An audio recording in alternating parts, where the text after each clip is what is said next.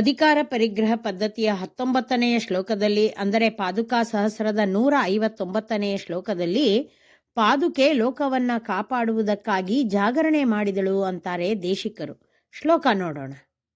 ರಾಮಂ ತ್ವಯಾ ವಿರಹಿತಂ ಭರತಂ ಚ ತೇನ ತ್ರಾತುಂ ಪದಾವನಿ ತದಾ ಯದಭೂತ್ ಪ್ರತೀತಂ ರಾಮಾನುಜಸ್ಯ ತವ ಚಾಂಬ ಜಗತ್ ಸಮಸ್ತಂ ಜಾಗರ್ತಿತೇನ ಖಲು ಜಾಗರಣವ್ರತೇನ.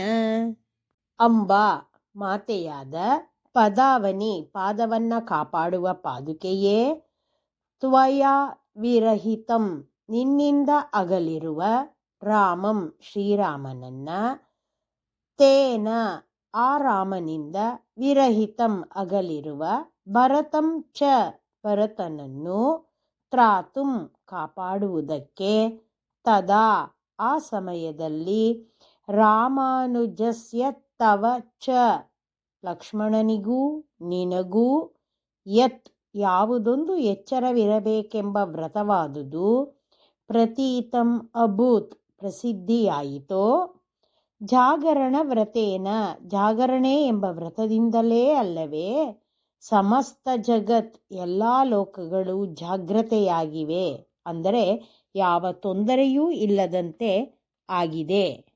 ಶ್ರೀರಾಮನ ಜೊತೆ ವನವಾಸಕ್ಕೆ ಹೊರಟ ಲಕ್ಷ್ಮಣ ಶ್ರೀರಾಮನ ರಕ್ಷಣೆಗೆ ನಿಂತ.